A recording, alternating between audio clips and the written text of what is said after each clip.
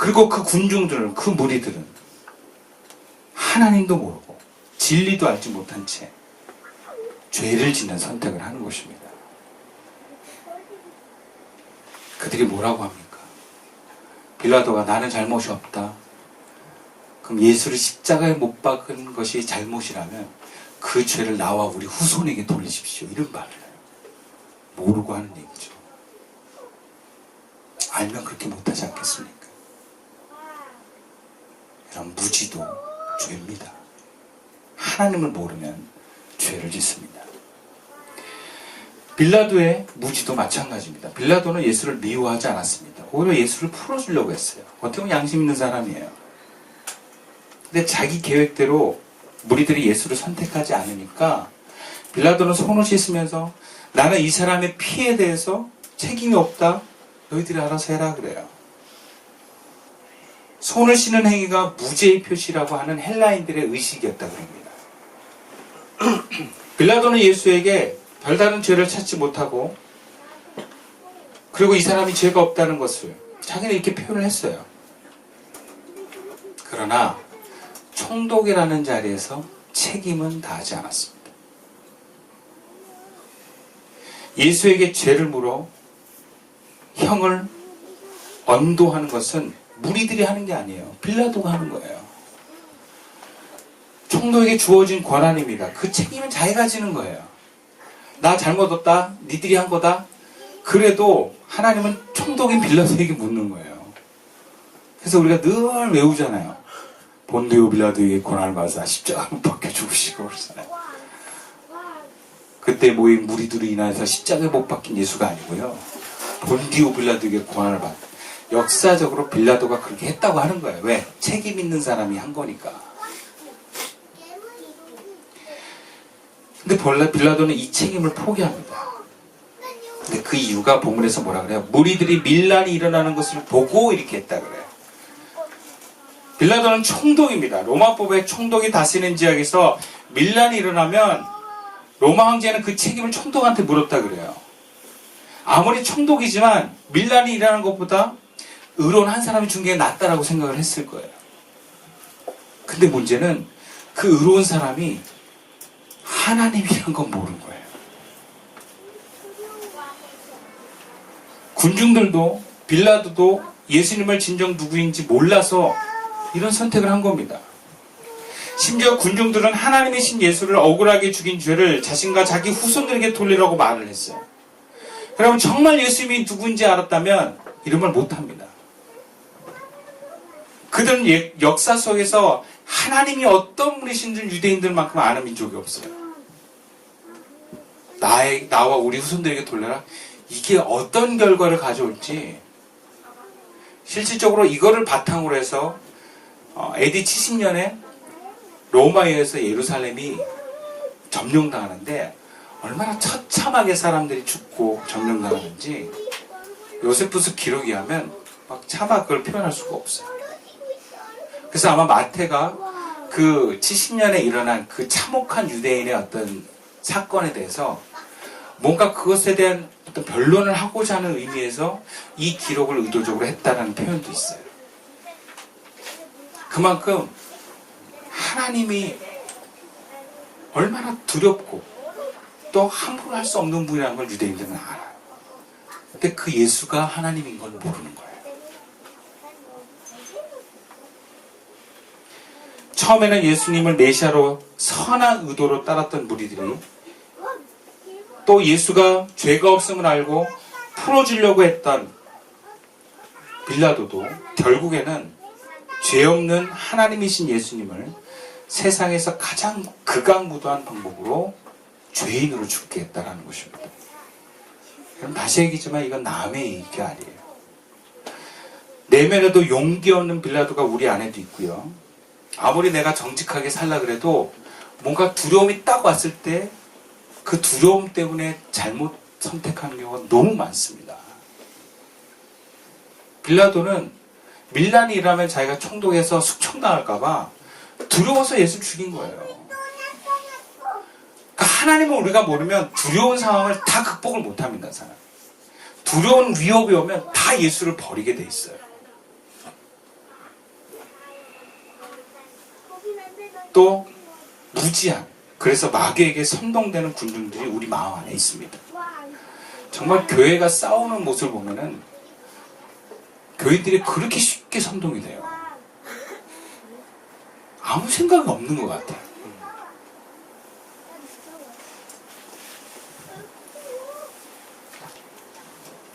오늘날에도 교회에서 수십 년간 봉사했던 권사님, 장로님들이 정말 잘못을 선택합니다. 오랜 시간 예수를 믿었던 사람들이 주님이 기뻐하지 않은 선택을 합니다. 두려움을 못 이깁니다. 남의 이해가 아닙니다. 그럼 우리는 우리 자신들에게 물어봐야 돼요.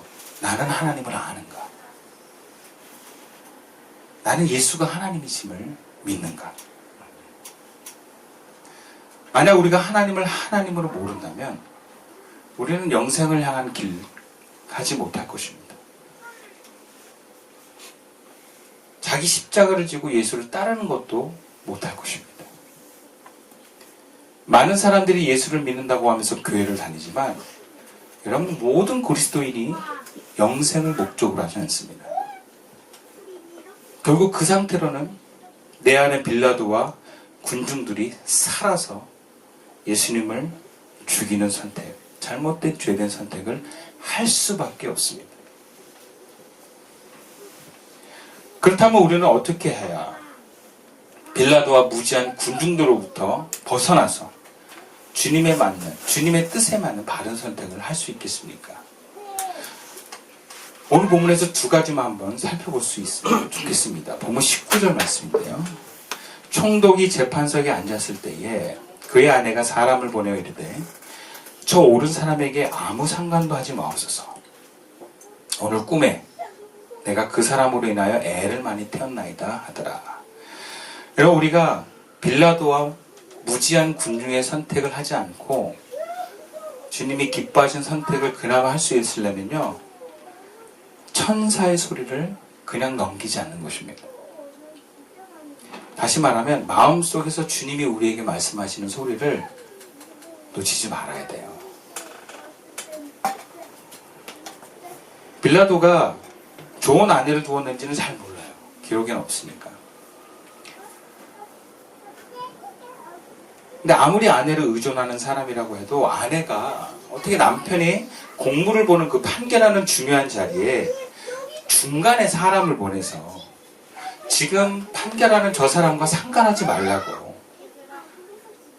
그럴 수 있겠습니까? 보통 작심하지 않고는 할 수가 없는 거예요. 여자의 직감으로 느꼈는지 모르지만 그 메시지가 하나님으로부터 왔다면 이것은 빌라도가 죄를 피할 수 있는 하늘의 메시지일 것입니다. 또 당시에 꿈이라고 하는 것은요, 그 당시에 신이 인간에게 메시지를 주는 굉장히 중요한 수단으로 여겼어요. 그래서 뭐가 자고 일어날 때 그 꿈이 강력하게 자기에게 기억이 되고 뭔가 찜찜하면 이걸 그냥 두지 않았습니다. 뭔가 신의 계시로 여겼어요. 그래서 빌라도가 정말 그것을 소중히 여기고 하늘의 뜻을, 뭔가 이것을 하늘의 뜻을 여겼다면 그는 예수님을 십자가에 못 박는 죄를 피할 수 있었을지 몰라요. 요셉의 시대의 바로 왕의 경우와 다니엘 시대의 느부갓네살 왕은 그 자신의 꿈을 그냥 넘어가지 않았습니다. 어떻게 해서든 해석하려고 했어요. 그러니까 올바른 해석을 해주는 다니엘과 요셉을 만나게 됐고 그들의 해석을 듣고 그들을 귀하게 여깁니다. 그래서 이방 왕이지만 하나님의 은총을 입었어요. 빌라도도 이방인이지만 얼마든지 아내의 꿈을 통한 하나님의 메시지를 귀하게 여겼다면 그러면 이런 악을 선택하지 않을 수도 있었다. 왜냐하면 이 꿈은 누가 보내주신 거겠습니까? 하나님이 보냈다고밖에 볼 수 없어요. 그럼 우리는 나도 모르게 잘못된 선택을 할 경우가 되게 많아요. 근데 그럴 때 하나님이 우리에게 천사를 보내서 메시지를 주는 경우가 많습니다. 근데 그게 천사가 막 이렇게 어떤 형상으로 나타나는 게 아니라 사람을 통해서 얘기하기도 하고 환경을 통해 메시지를 주기도 합니다. 특히 가까운 사람을 통해서 들려주는 메시지가 참 그 뜻에 맞는 경우가 많아요. 특히 부부 같은 경우는 아내가 그런 얘기를 하는 경우가 많습니다. 잘 들어봐야 돼요. 교회에서는 여러분을 가리키는 이장들이 그런 메시지를 전할 수 있어요. 천사의 역할을 할 수 있다는 걸 아셔야 돼요. 지금 천사의 소리, 사람 마음에 그 하나님이 그 죄를 안 짓도록 하는 사인을 주세요. 그게 우리 마음에 뭔가 찜찜함으로 와요. 뭘 하려고 하는데 뭔가 찜찜해. 그런 거 넘어가지 마세요. 이 마음의 영의 사인이라는 게 있어요. 그걸 캐치를 하는, 영은 캐치를 해요. 근데 우리가 머리까지 그걸 몰라. 근데 느낌으로 아는 거거든요. 뭔가 이건 아닌 것 같다는 그 찜찜함. 그거를 자꾸 그냥 넘어가면 이게 무뎌지는데, 이거를 자꾸 놓치지 않고 하는 게 더 기도해보고 물어보면 섬세해져요. 아, 하나님 원치 않는구나.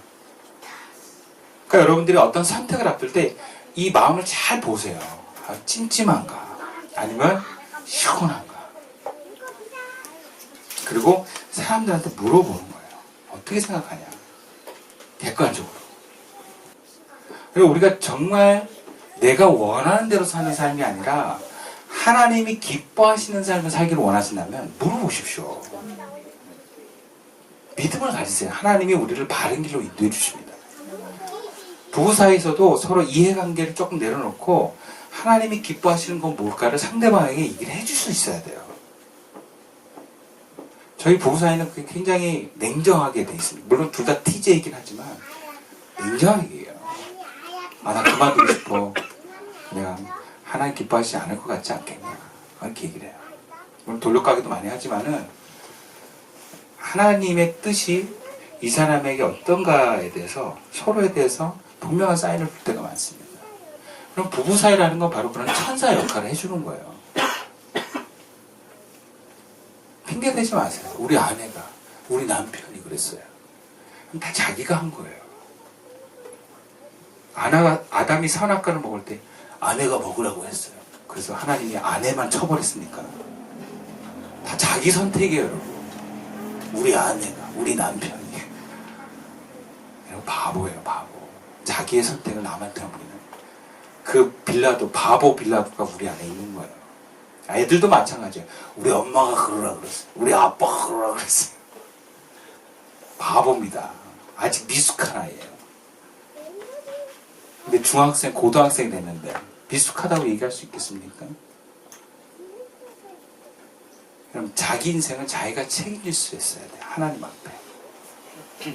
근데 그 선택이 너무 잘 모를 땐 물어보세요. 하나님께. 하나님 잘 모르겠으면 사람들에게 물어보세요. 그리고 하나님의 소리를 들어보려고 하십시오. 하나님 분명히 우리에게 알려주십니다. 내가 감정이 내가 마땅하지 않아도 감정 좀 내려놓고 내가 하나님 앞에 잘못한 게 뭐가 있습니까? 하고 물어보십시오. 그러면 얘기해 줄 수 있어요. 두 번째, 우리가 예수님이 기뻐하시는 선택을 하기 위해서는요, 본문 24절 말씀이에요. 빌라도가 아무 성과도 없이 도리어 밀란이 나라는 것을 보고 물을 가져다가 무리 앞에서 손을 씻으며 이르되 이 사람의 피에 대하여 나는 무지하니 너희가 당하라 그래요. 이런 우리가 예수님을 살리는 선택, 즉 옳은 선택을 하는 삶을 살기 위해서는요, 내가 죽을 각오로 하셔야 돼요. 조금 다른 편으로 내 에고가 죽는 선택을 할 수 있어야 돼요. 빌라도는 예수가 죄가 없는 줄 알았습니다. 아내를 통해서 그를 억울하게 죽이면 안 된다는 것도 알았습니다. 근데 예수가 하나님이심을 몰랐어요. 그러니까 자기가 이 밀란이 올라와서 숙청당할 위기에, 즉 밀란으로 인해서 총리직을 잃어버릴 위기에서는요, 예수를 십자가에 내어줍니다. 그게 죄인지 알면서도 자기가 살려고. 그럼 많은 사람들이 나쁜 선택하는 그 이유 중에 뭐예요? 자기 살려고 하는 선택을 하는 거예요. 그래서 남 죽이는 선택도 기꺼이 하는 거예요. 나 살기 위해서. 그러나 결국 빌라도는요, 그 선택이 자기가 사는 선택이 아니라 영원히 죽는 선택을 한 겁니다. 그렇지 않은가요? 잠시 총리직은 유지했을지 모르지만 그는 하나님 앞에 영원한 형벌을 받는 자리로 갔어요. 만약에 그가 자기가 그 순간에 총리직을 잃어버리는 선택을 했다면 어떻게 됐을까요? 하나님은 그를 구원하셨을 것입니다. 아멘. 잠시 총리직은 잃어버려도 영원한 하나님께 구원을 얻는 진정으로 사는 결과를 맞았을 것입니다. 우리는 예수를 믿으면서도 그렇게 살려고 해요. 예수가 하나님이심을 모르다 보니까 우리의 인생의 목적도 영생에 있지 않다 보니까 계속 우리는 살려는 선택합니다. 그게 뭐냐? 행복을 선택하는 거예요. 죽으면 불행이니까 행복은 사는 거라고 생각합니다. 그러니까 행복해지기 위해서 죽지 않으려는 선택. 가정도 성도도 그렇습니다. 자기가 살려고 하나님의 뜻과 메시지를 듣지 않고 그렇게 자기 중심적인 선택을 합니다. 봉사도 자기를 위해서 해요. 자기 중심적인 신앙생활을 합니다. 여러분, 하나님은 우리의 존재의 근원이십니다. 우리가 죽으면 만나게 될 영원한 존재입니다. 그것을 알고 믿는다면 여러분, 우리가 그렇게 잘못된 선택을 할 수 없습니다. 하나님 앞에 부끄러운 선택들이에요. 전부 다. 사람마다 죽음을 경험한 사람들은 이런 질문을 갖습니다. 내가 하나님 앞에 설 수 있겠다. 오늘 당장. 하나님 너 뭐하다 왔냐? 그게 하나님 앞에 통하겠냐고요. 자기를 위한 행동들이요. 하나님 앞에는 야 너 안 되겠다. 저 가버려라. 근데 주를 위해서 자기가 죽는 선택을 하잖아요. 그 하나님 뭐라 하시겠어요? 예수님이 이런 말씀하시죠. 하늘의 밀이 땅에 떨어져 죽지 않으면 하나님 그대로 있고 죽으면 많은 열매를 맺는다. 주님 말씀하신 대로 전 순종했습니다. 그럼 할 말 있더라고요. 그럼 그게 신앙이에요, 여러분. 내가 당장 오늘 하나님 앞에 섰을 때 네가 하나님 앞에 떳떳할 수 있느냐. 그런 많은 경우가 대부분 내가 죽는 것을 선택하는 거예요. 하나님의 뜻을 내가 성취하기 위해서 내가 죽는 선택하겠다. 그러면 하나님 앞에 할 말이 있습니다. 저하고 저희 아내가 늘 어떤 선택을 앞둘 때 물어보는 기본 질문이 있어요. 네가 진짜 원하는 게 뭐냐? 네가 정말 원하는 게 뭐냐? 그 선택을 앞두고 네가 정말 원하는 게 뭐냐? 아내도 저도 서로에게 물어봐요. 근데 우리는 이미 답을 알고 있어요. 하나님 앞에 부끄럽지 않은 선택을 우리가 하길 원한다. 그게 우리 인생의 가장 근간이 되는 질문이에요. 이것은 또 다른 말로 얘기하면 우리 삶의 목적을 영생에 두는 것에 있습니다. 영생은 하나님과 친밀하고 가까워지는 것을 영생이라고 해석할 수 있어요. 우리의 삶의 목적을 내 행복에 둔다? 내가 행복할 수 없습니다. 근데 여러분 그거 아셔야 돼요. 정말 여러분들이 원하는 게 어디 있는지 여러분 잘 모를 때가 많아요.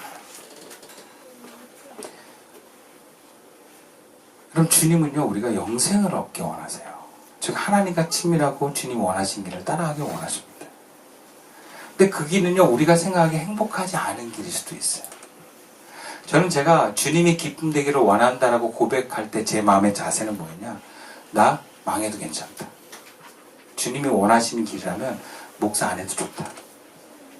그래, 내가 이 목회를 하다가 목회를 그만둬도 주님과 함께 있으면 안 된다. 내가 설령 목사가 아닌 시내버스 운전을 해도 주님의 말씀을 따라 그분과 함께 있는 자라면 난 괜찮겠다. 그런 마음으로 주님의 뜻을 구했습니다.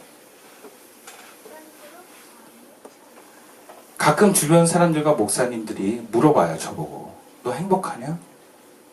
그럼 저는 처음에 그래요. 나 행복해. 목회는 정말 행복해. 근데 먹고 사는 건 정말 안 행복해. 8년 되는데 아직도 부모님이 적응이 안 돼. 그리고 우리가 행복하다? 다른 말은 무슨 말이냐? 뭔가 불행한 게 있을 때 행복을 강조합니다.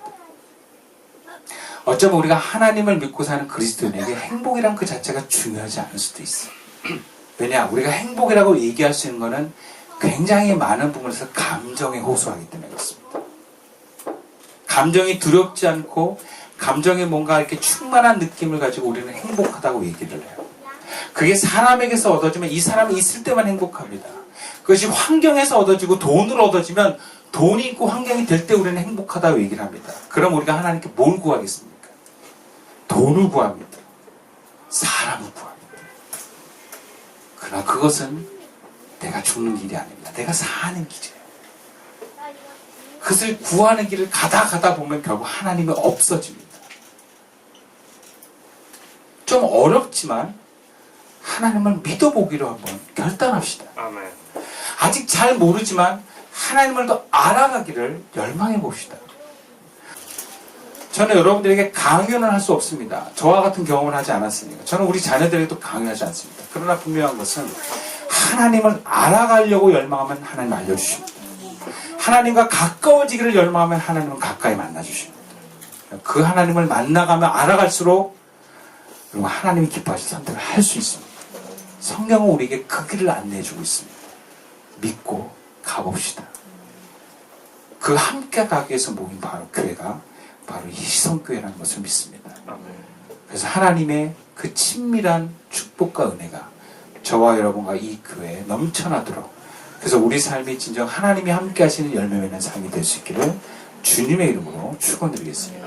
기도드리겠습니다.